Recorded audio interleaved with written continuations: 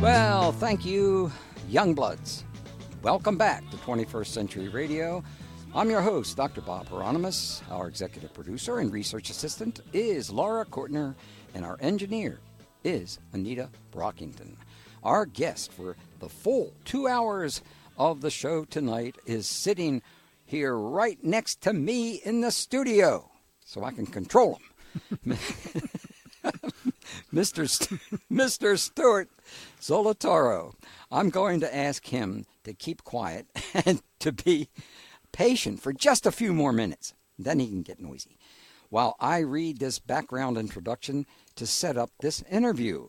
Having a live guest in the studio is an ultra rare occurrence reserved for the most special VIP guests ever on 21st Century Radio. So you know how I feel about Uncle Stu. Stuart Zolotorow is one of my oldest and best friends in the world. You'll see his name all over every poster, postcard, flyer, and website produced by Hieronimus and Company because he has photographed almost everything I've done since we first met a couple of decades ago. Maybe longer than that ago. I think we first met in relationship to the Beatles anthology coming out in 1996. Is that true? 1999. Oh. That's when we first met. Uh-oh. It's not my fault. Okay. She gave me that number. But I really fell in love with him a few years later when he volunteered to pitch in for me in a very, very important way that I will never forget. I will turn back the clock all the way to 1969 to set the stage, and that was just after I completed 2 murals at Johns Hopkins University. The first was the huge 2,700 square foot, 2 rooms, 2 ceilings, and a stairwell Apocalypse mural. The second was commissioned by the Johns Hopkins graduate students and was called The Lord's Prayer. The Apocalypse mural was restored in 2015, but the Lord's Prayer was removed from the walls and sits in storage right now. It's waiting to be restored. These 2 Hopkins murals attracted the attention of Mayor William Donald Schaefer, who hired me to work at the City Hall on Baltimore's bicentennial celebration. By 1973, Mayor decided he wanted to see murals all over the city of Baltimore, and he held a contest. I competed and won the $100 and a wall to paint on Lafayette and St. Paul Avenue. Actually, I think that's St. Paul Street. That mural was called the Bicentennial Mural and was completed in June 1974, and I went on to create many more murals for Baltimore and the mayor. Now, I'm finally getting around to the connection to Stuart Zolotorow. One of my most favorite murals from the 1970s was painted on a cinder block wall inside the League for the Handicapped. It was a gorgeous pastel treatment. I very seldom do pastel murals. That's why I love this one so much. Showing the history of Cold Spring Lane.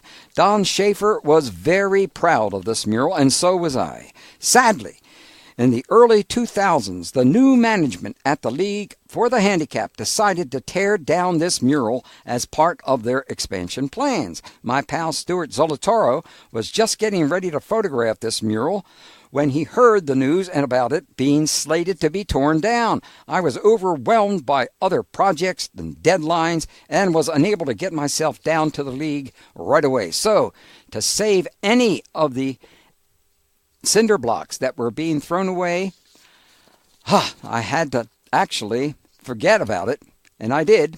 I was heartbroken, but fortunately enters my hero, Stuart. Brother Stu drove right down there in the midst of the destruction. He started carting away those heavy blocks to his car one at a time. He was determined to save as much of that mural as he could. He showed up at my house with a car full of cinder blocks, and we managed to rebuild almost half of one wall. He did all of this by himself without asking for anything in return. That's why I love this guy.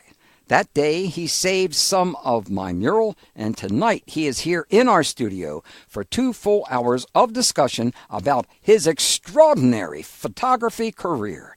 Welcome back to 21st Century Radio, Dr. Stuart Zolotorow. It's great to be here, Bob. It's really exciting. Well, we have invited you to join us in connection to the current photo retrospective show you have on display right now at the Gordon Center in Owings Mills.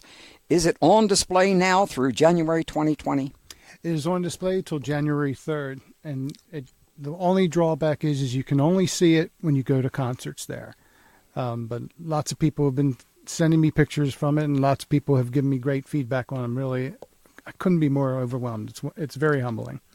Well, it's an extraordinary exhibit. Thank you. Extraordinary. Before we go into more details about the show hanging at the Gordon Center, let's look at your background and how you became such a great photographer and all-around super nice guy. Give us your bio in a nutshell, like who were your photography mentors and where did you study, etc., etc. Well, I think you first have to look at Bob Gruen. Okay, I will. So I loved Bob's work. I loved Linda McCartney's work. And unfortunately, we've lost a couple great photographers in the last couple weeks. Bob Freeman. Oh, yes. Bob was responsible for doing the early Beatles covers. And a lot of times when you think of some of those early albums, the first thing that goes into your mind is, especially with the Meet the Beatles or with the Beatles albums, is that classic cover. And I recently heard an interview with Sir Paul saying that was not shot in a studio. That was shot in the hallway of a hotel with available light and a dark background. With available light and a dark background, one of the most iconic covers. Now, record covers back in the early 60s, they weren't like that. The photos weren't like that. They weren't making a statement. But Brian Epstein, he had a vision, and it was important to him that the Beatles be portrayed in that respect. And that's why you saw great covers. All the covers that Bob shot was Rubber Soul, Beatles for Sale, the Help cover, the Hard Day's Night cover, and also the Meet the Beatles cover. All these were iconic photos, and I'm sorry to hear that that Bob has passed away, and his work will live on forever. Well, how long is your retrospective show in place at the Gordon Center? Actually, we've already talked about that. It's about that long. It's about 3 feet long, I think it was. Yes, I don't know how we got this other question in here. I kind of understand. That's a good question. Your photos are also for sale, are they not? They are for sale, and I've tried to make it real easy for the folks at the Gordon Center.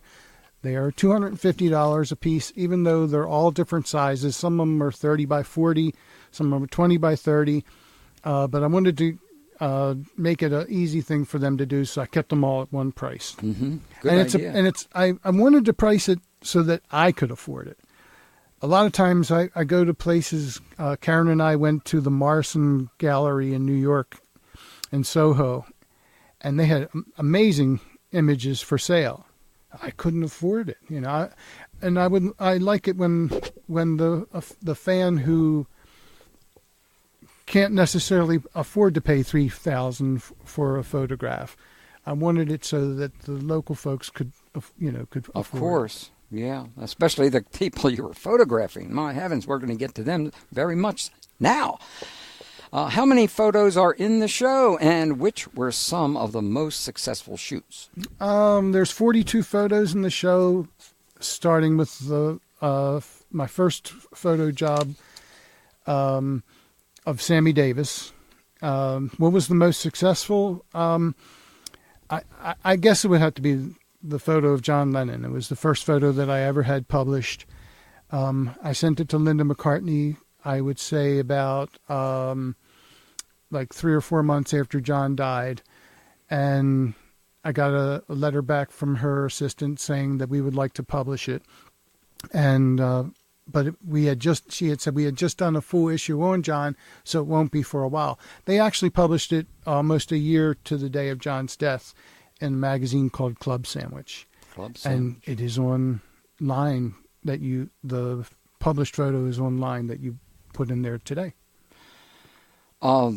I got to see a preview of your appearance on WMAR. That is scheduled to air on December the 6th. Is Correct. that right? Yes, sir. What time is that program on the air? That I don't know. I think it's called WMAR Midday, but I'm not sure of the time yet. Midday. They said they will let me know. Okay, I hope they know soon. On the WMAR piece, you talk about the day you photographed John Lennon and Yoko Ono in 1980. How old were you in 1980? I would have been 22. In 1980, you were 22. So, you were just a kid? Yeah, I was just a kid. When were you excuse me, Still am. Were you already working as a professional photographer at that time? At that time, I was building a portfolio. And I had already graduated college. I went to Catonsville Community College. All through my college years and starting with my last year of high school, I was doing photography for music promoters. Should I start at the beginning? Let you know? Yeah. Okay. Let's start that at the beginning. Okay, so there was a store in Randallstown called Randallstown Music. Randallstown Music eventually became Baltimore's Best Music, and it was owned by Barry Heiserman. Barry was a wonderful, wonderful guy. I love Barry, and I consider Barry besides my dad and my family, I considered Barry my first mentor. So Barry was, I was taking guitar lessons there, and I was paying my bill, and I was up at the front desk, and I was telling Andy Thurston, who was my guitar teacher, hello, Andy, and I was telling him that I just got a camera last week, and so Barry was overhearing the conversation, and I heard from the back room, "Hey, Zolotorow, you got a camera, man?" And I said, "Yeah, I got a camera." He goes, "We got Sammy Davis coming to the mill. You bring your camera, you take a couple of pics, we'll call it a day." Sounds like me. Now you have to remember everything Barry, almost every word that Barry would say, he didn't call me Zolotorow, Zolotorow, R-A-H. And he would always say it, and he said man a lot. And when those years that I was working alongside Barry, I said man a lot. I've since not said it that much, but yeah, I haven't heard you say it. Yeah, man. Hey, there man. you go. There you go. Hey, man. Yeah. That was a universal language. So it was. So I did everything wrong. I had the camera for less than 2 weeks. It was Olympus OM1. And I opened the back of the camera. I shot things at the wrong speed. I did this, I did that. But I got 12 really good photos of Sammy. And they were situated in a way that you could see the... Now, Painters Mill Music Fair is where people who live in Baltimore know where BJ's is in Owings Mills. Yeah. That's where Painters Mill was. Everybody played there. I mean, yes. You had some great... We had great years there. I mean, people that I didn't see. Dylan played there. Prince played there. I didn't see either of them there. People like, obviously, Sammy. Liberace played there. The dates that I did a lot of things with John McLaughlin. He played there with Al Di Meola. And then Johnny Cash played there in 78. And my job was to get photos of the show, and then sometimes I would do meet and greets afterwards. And that would depend if who it was on stage and if there was a meet and greet set. So that brings me to B.B. King. So B.B. King... Before we start B.B. King... Sorry. Our boss lady in there is saying... Sorry, boss lady. El Stapo. And we're going out with... I've been out with B.B. King. Yeah, I never went out with B.B. King, but I saw you with pictures of B.B. King. Yes, sir. Okay, well, we're going to take a break here on 21st Century Radio with our guest, Stuart Zolotorow, mega photographer. That's me. Certainly the best in Baltimore, and certainly that's why I wouldn't have anybody who was not best in Baltimore in my studio tonight. So... we'll be back in just a few minutes after we do this, that, these, and those. Don't let a single minute. You're listening to Bob Hieronimus on 21st Century Radio, and I hope you enjoy the show. And this is John Clive, who once had the pleasure of playing John Lennon in Yellow Submarine. I hope you enjoy this from a good friend of Bob Hieronimus. Change the rhythm a little now and do something a little more slow. Sit down there in front, will you? We're listening to Beautiful Boy, and there's a reason for this. Our brother Stu right here is going to tell you exactly why. Love that tune. We didn't know it. I didn't know it at that time, but John and Yoko had recorded Beautiful Boy the day that I got to photograph them. So we were, the John Lennon story. It's a long story. Do we have time? We got plenty of time, okay, because this is a good story. In the early 70s, the Nixon administration wanted to kick John Lennon out of the country. I was a kid, and I got to take petitions for him. The original petition came in the Sometime in New York City record album. And then soon after that was released, it also came in a magazine called Words and Music. Words and Music was a magazine that my dad's company, my dad worked for a company at that point called Independent News Company. Independent News Company had, I don't know how many, but hundreds of titles that they represented it over the years. Some of the titles were Playboy magazine, all the way to Ms. magazine. And off on a tangent for 1 second, but Ms. magazine was Gloria Steinem. And in my dad's later years, he had been suffering from a stroke. And I was shooting a job, and Gloria was one of the people that I was photographing. And I was after I shot the job and I told her who I was, a couple seconds later, she said, I recognize that name. I said, well, my dad worked with Ms. Magazine. And it got quiet in the room for a second. And she said, it was because of people like your dad. And in those days, back in the late 60s and the early 70s, it was a good old boys network. It sure was. You know, just like everything else back in those days. Yep, men were boss, and that's that. That's how it was. And you women shut your mouths. And she said it was because of people like my dad that her magazine was able to start. And he was just a very small cog in the wheel. Well, he was the same way with Rolling Stone. Independent started representing Rolling Stone in the late 60s and very early 70s. And the problem with Rolling Stone at that point was it was a newspaper and was difficult to keep it on the rack. So at least the people that my dad was working with, Rolling Stone, they weren't even putting them out. They were just sending them back because it wouldn't fit on the rack. He comes up with this idea and makes this thing, and the people at the Maryland News Company helped him see it through. It was something that would hold the Rolling Stone magazines in place so they could be on the rack with the rest of the magazines. So my dad gets Man of the Year from Independent News. That's great. It was a big deal. Yeah, I still have the award of his. Anyway, okay, tangent. Back to, okay, so in the early 70s, the Nixon folks wanted to kick John out of the country because they were afraid that John was going to protest against him. And he probably would have, folks, had he had the chance. When he first landed in New York, he met up with guys that were a bit radical, would you say? Yes, very radical. Sorry, Jeff. But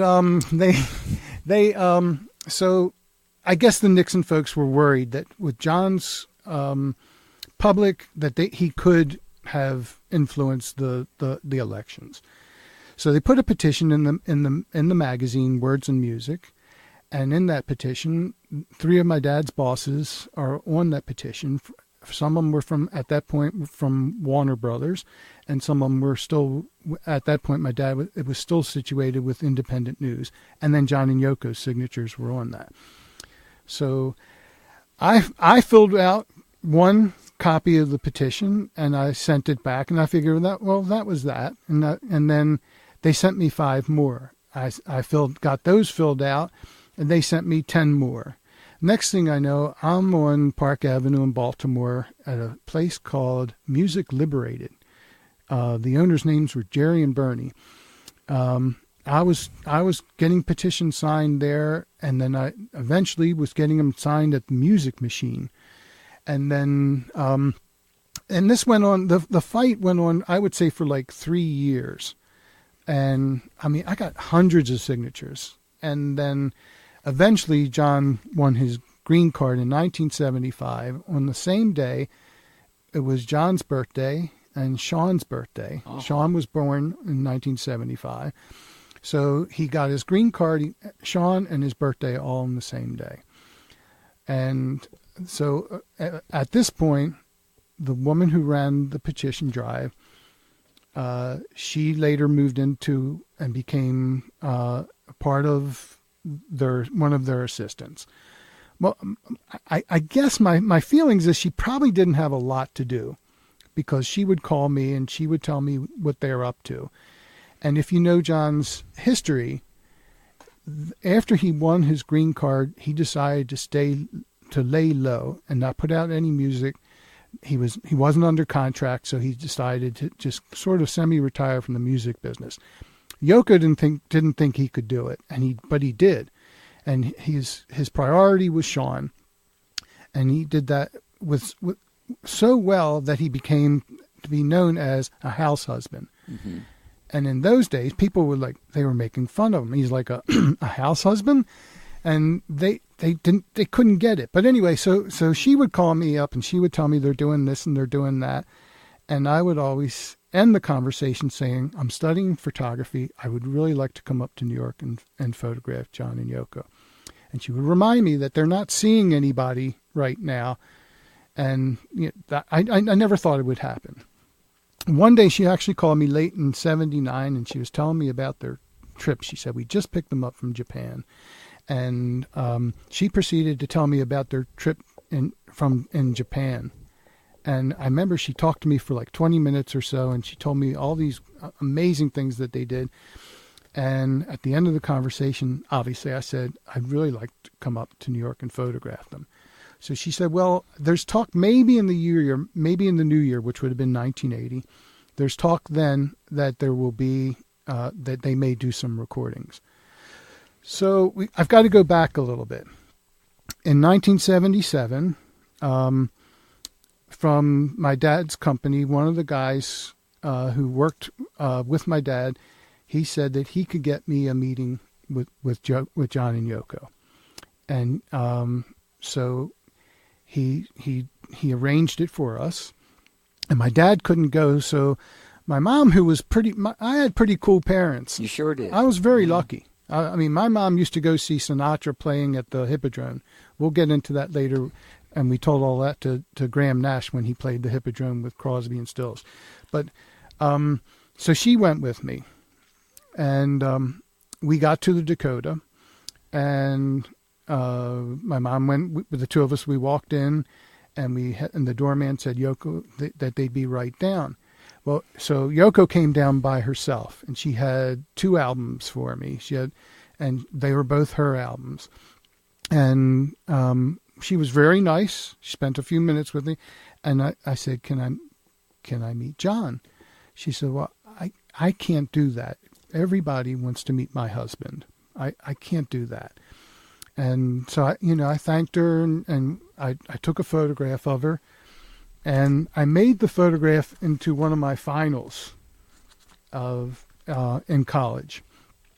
And the assignment was to put out a product, do a poster for it, do the product, do promotional things for it. So I decided I was going to make a record album cover. I called it Candles by Yoko Ono. I did the poster for it. We did the press release for it. And then I made a single record sleeve, and I called that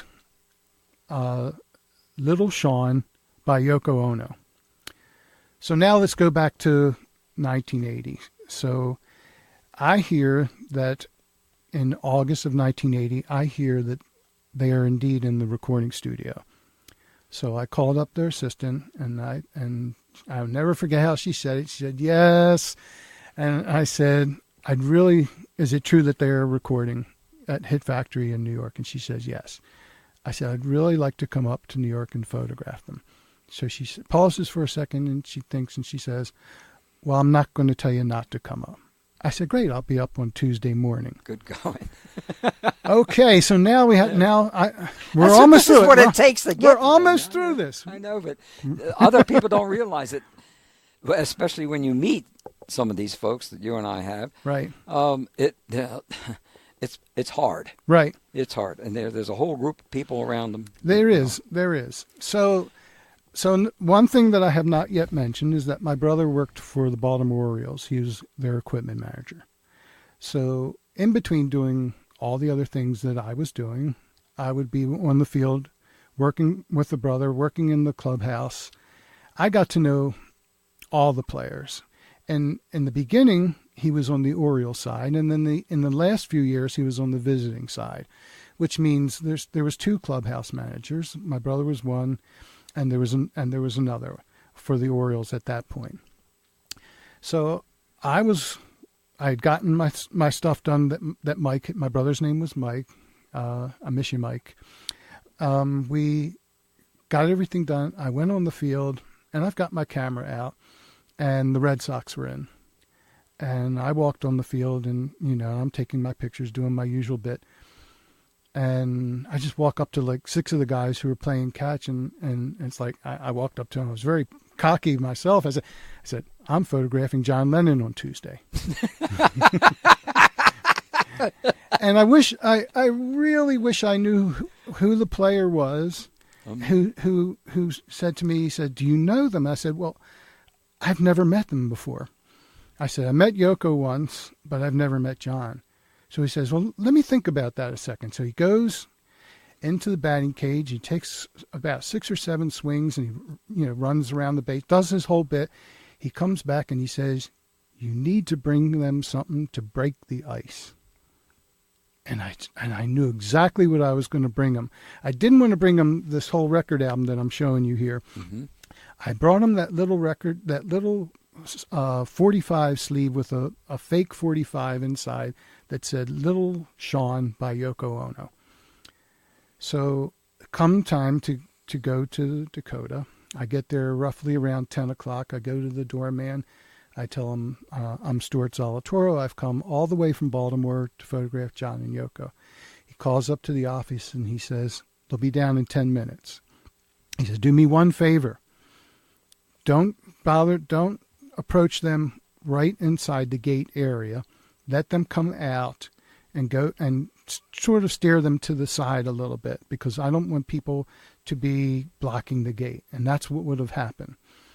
So they came out and they come down and John comes out and goes, all right, where's the guy from Baltimore?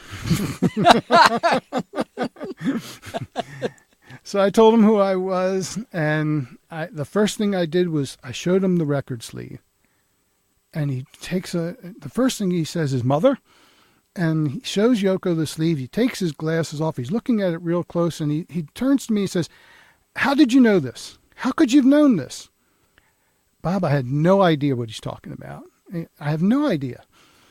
And he's looking at it really close, and he's asking me questions about him. What was this for? And I said, well, this was for a part of one of my finals in school. And he's looking at it, and he said, this is something, right? And so I said to him, can I take a couple photos? He says, yeah, okay, sure. So that's when I got very nervous. And the more nervous I got, the more they were laughing. And the more they were laughing, folks, I wish that I could have gotten photos when they were laughing. I couldn't do it. It wasn't, the finger wasn't working. So he kept on saying, come on now, Mr. All the way from Baltimore. You've got one of those Olympus cameras. All you have to do is focus and press the button. So I took a picture. So he says, you think you got one? He says, take another one. So I took a second one. He says, do you think you got one? I said, I think so. He goes, take one more, I'll never forget how he said, just to be sure. So I took one more, and he says, always take extra. So I ended up taking 3 photographs of them. And then he goes, come on, let's go for a walk. So we walked down 72nd Street for a couple blocks. And this past weekend, Karen and I went there, and we figured out exactly where we walked and how far we walked down and which street I stopped walking. At some point, during that short walk, I noticed two things. The first thing was people were nodding to them, and they were nodding back to people. Then a bus came, and this was kind of interesting too. And both of their heads turned in unison as the bus turned in. And at that point, it was kind of quiet between us, and I thought, well, I feel like I'm impeding their privacy a bit. And I thanked him for his time, and he says, "Can I have this picture?" And I said, "Absolutely. I had brought it here for you." He goes, "Let's do this again another time." And unfortunately, I never got to see them again. But I did walk back to, and this is funny too, I did walk back to the Dakota to kind of get my bearings. And what I hadn't realized is that a crowd had gathered around at that point, and they're all asking me who I was. And there's a woman that was coming right out at that point. I had realized that there was a woman standing over by the gate the whole time, and at that point I realized that's Gilda Radner. So I walked up. So I walked up to Gilda. I walk up to Gilda, and I said, "Miss Radner, can I take a quick photo?" She didn't miss a beat. She says, "If you can manage to pull yourself together, by the time my ride gets here, of course you can take a photo." and that's the John Lennon story. So it's the first photo I ever had published. It was published by Linda McCartney in a fan magazine in London, and that's how that story is. Oh, so we didn't even know that at that point, because several years later, Karen and I went to the Rock and Roll Hall of Fame, and we were there looking at an exhibit of all these John Lennon songs and when they were recorded. And we looked at I just went to September 2nd, 1980, and September 1st, 1980, September 2nd, 1980 is the dates that they recorded Beautiful Boy. So there you go. Oh, well, there you go. And oh, yeah, so he thought maybe I knew, maybe someone had told me about it or something. I believe it was cosmic. Yep, it was cosmic. You were the cosmic person, though, no wonder. Okay, we got to take a break here, is that correct? No breaks. And we're going out with Eric Clapton. Yeah, it was a white, what was that, White Room and Eric Clapton? No, it was a blue one. Oh, okay, all right.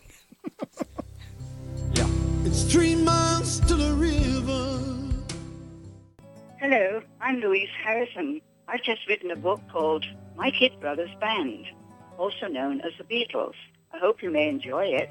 You can get it at Barnes & Noble. And you're listening to 21st Century Radio with Dr. Bob Hieronimus. Cheerio.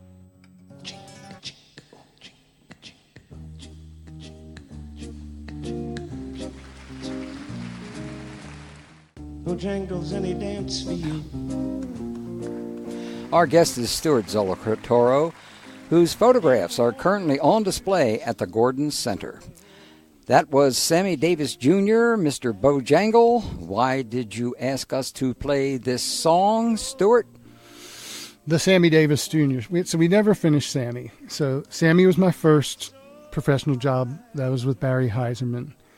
And through Barry, I got hooked up with another person, Elsie Street. Elsie was known for the Atlantic City Jazz Festivals. I mean, everybody knew Elsie. Elsie knew everybody. And Elsie had a home right down the street from here on Wood Valley, and it was a circular house. And if you went to Elsie's house, there's a good chance you could run into people like Sammy or Count Basie or Sarah Vaughan. Nobody else would even know they were in town, and they'd be at Elsie's house.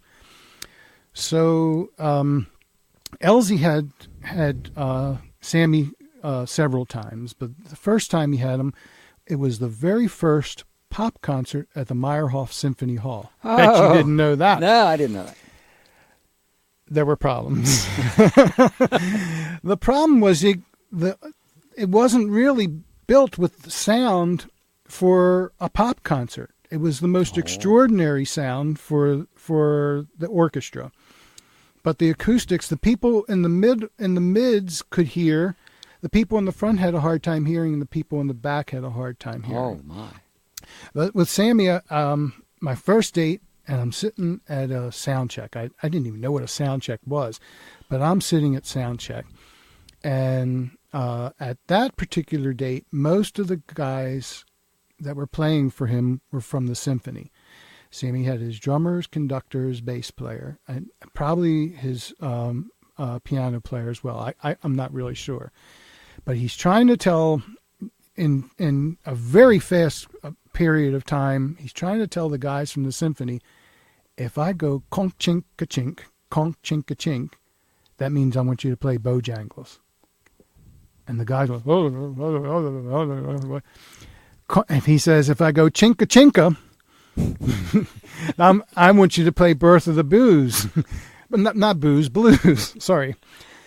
And so, and the guys were like, what, you know, because he didn't want to say, I'm going to play Bojangles or I'm going to play Birth of the Blues. I go conk chink ka chink, and that means I'm playing Bojangles. So the concert was amazing. And after the concert, Sammy stood with Elsie on stage and with Elsie's wife, Estelle. And Mayor Schaefer came on stage. Oh. And so I've got these great photos of all of them together on stage with Sammy. And the one photo that's in the at the Gordon Center is from the sound check earlier in the afternoon. And Sammy says, I'm going to come back to Baltimore, Elsie, and I'm going to play for you again. And I'm going to bring my two very famous friends with me. Unfortunately, that never got to happen, which was very unfortunate. Elsie did try to have Sammy come back a second time. That was 1981. He tried to have Sammy come back in 1984. And at that time, the Pier 6 had opened up. And Pier 6 was selling tickets. I think their highest ticket at that point may have been $20. And the highest ticket at the Sammy concerts at that point was $35 and $40. And the people, they wanted to pay the $20, you know, and so they couldn't sell tickets. So I got this idea, and I said, well, what is he promoting these days? And his record people called me back, and they sent me 25 copies of a song called Hello, Detroit. Mm-hmm. And I carted them around to all the different radio stations. And hey, just like your dad. I was just like my dad. Yeah. I was networking. I don't know what networking is. I had no idea I was networking, and I was meeting people all and doing stuff. And unfortunately, that never happened. And I reminded of Mayor Schaefer at one point. I reminded him about that, and he said, yeah, that never happened. We never could get him to come back. So that's why in the beginning of that song, that you were listening to, it just went conk chink ka chink, because that was Bojangles. We can do conk chink one more time. Yeah, play it again. Play it again, Sammy.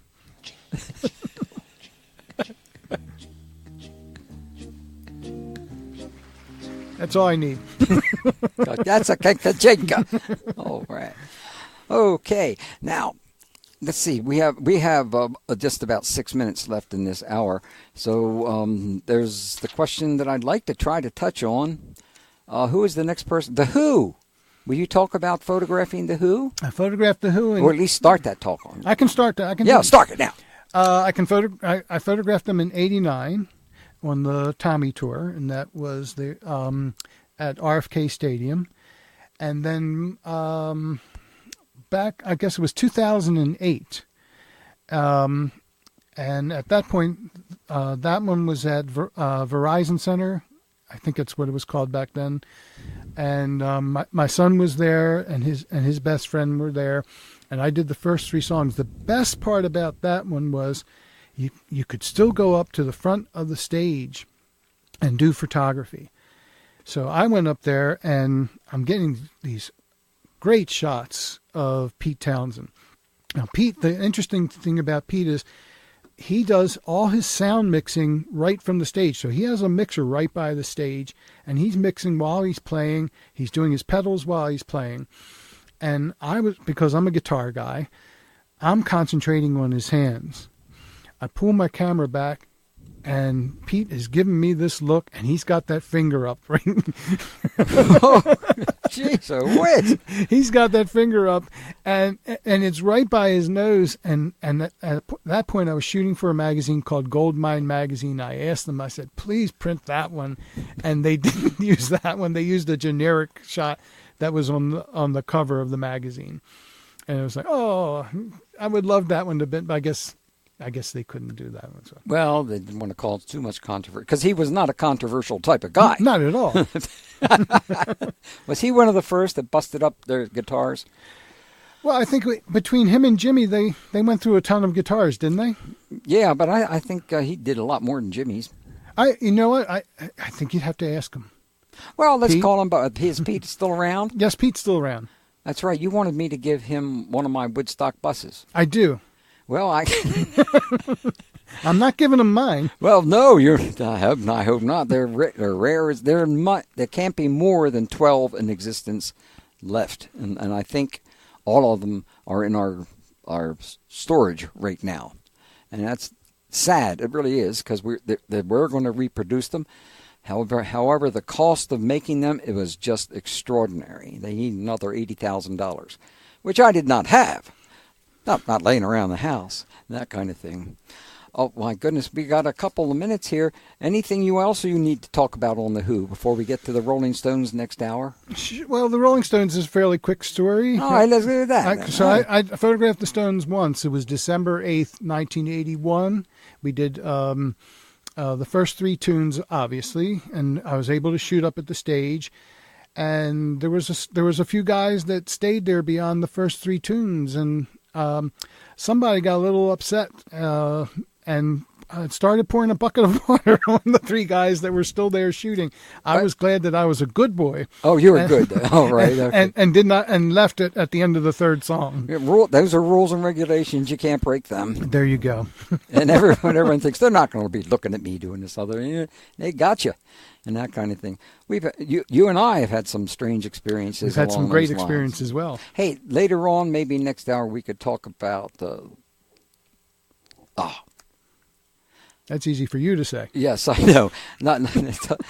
Talk about Ringo. We can talk about Ringo. Yeah, we'll talk about that experience. I'm so glad your son got to film it, because no one would have believed what happened at that particular time. I still don't believe it. I still don't believe it. Yeah, well, I do too.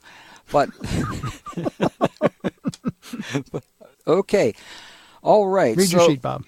Go to 21st Century Radio Facebook to see samples of some of the photos we are talking about tonight. Our guest is Stuart Zolotorow, one of Baltimore's best photographers and one of my bestest friends. Go see his terrific portrait gallery of famous musicians currently on display at the Gordon Center in Owings Mills. You can see his corporate work and famous athletes at his website, studiophotography.com.